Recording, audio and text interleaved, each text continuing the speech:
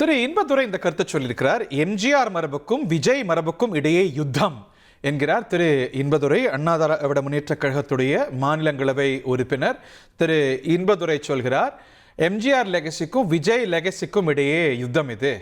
எம்ஜிஆர் லெகசியை முடிவுக்கு கொண்டு வர விஜய் முயல்கிறார் என்கிறார் அதிமுகவுடைய முக்கியஸ்தர் நாடாளுமன்ற மாநிலங்களவை உறுப்பினர் திரு இன்பதுரை.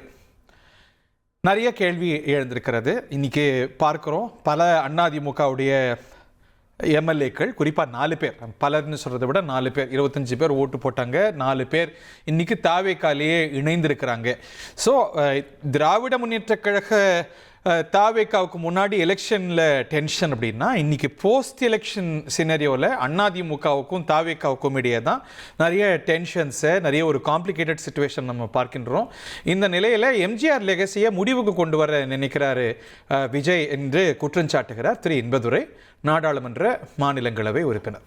1,28,00,000 மனங்களை வென்ற தந்தி டிவி யூடியூப் சேனல். தவிர்க்க முடியாத தம்ப்நெயில், கலக்கலான கான்டென்ட்ஸ். நீங்களும் இந்த குடும்பத்தில் இணைய இப்பவே சப்ஸ்கிரைப் பண்ணுங்க. அசுரபலம் கொண்ட எங்கள் டிஜிட்டல் கரங்களில் உங்கள் விளம்பரங்களை சேர்க்க வாட்ஸ்அப் பண்ணுங்க. 8939888838. Email advtthanditv@dttv.in.